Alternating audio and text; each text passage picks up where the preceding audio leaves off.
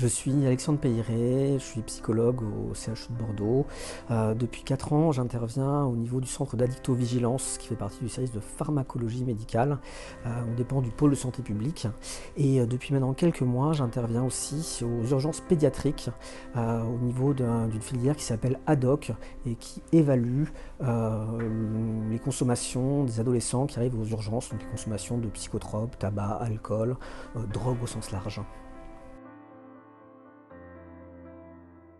L'addiction peut se définir comme un comportement qui va être lié à la prise d'une substance ou à un comportement divers qui va provoquer un plaisir ou éviter une souffrance. Et en fait, ce comportement va perdurer malgré la connaissance des effets négatifs. Par exemple, le fait de sentir qu'on se met à tousser très régulièrement alors qu'on fume du tabac et de continuer à fumer quand même.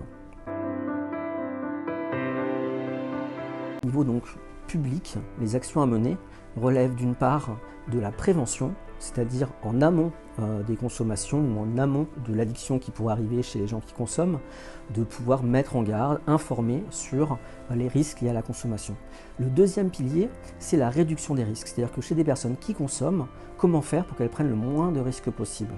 Le troisième, c'est le soin, c'est-à-dire qu'à partir du moment où des personnes se retrouvent dépendantes ou présentent une addiction, de pouvoir leur permettre d'être soignées, de bénéficier d'un ensemble de soins psychomédico-sociaux.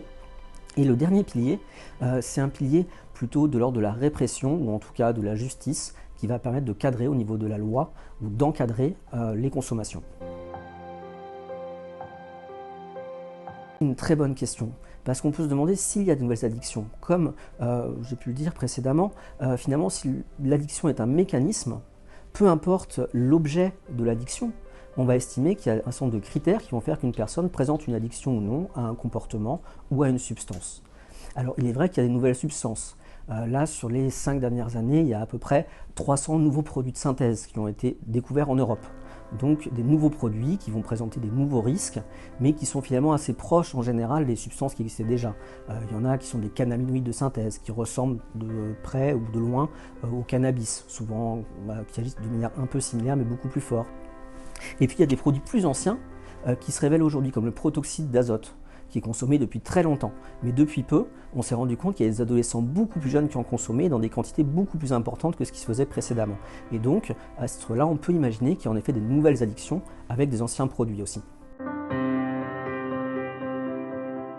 Il y a des personnes qui sont plus à risque de développer une addiction, parce que des troubles psychiques, par exemple, du stress, de la dépression, de l'anxiété. Il y a des produits qui sont plus addictifs que d'autres. La nicotine, par exemple, on sait que c'est particulièrement addictif.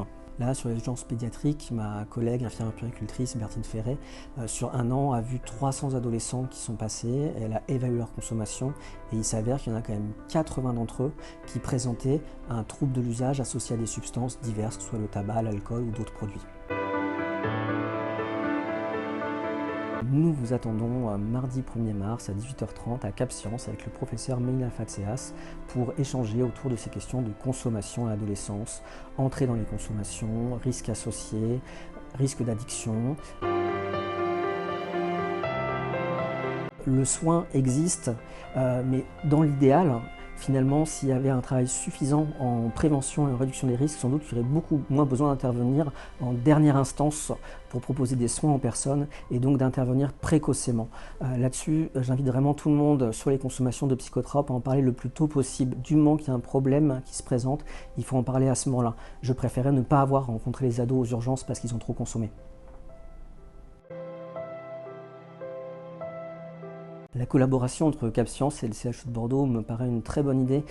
Ça permet à nous, acteurs de santé, de pouvoir communiquer auprès du grand public sur nos recherches, sur notre clinique, sur notre pratique, pour faire découvrir ce qu'on fait.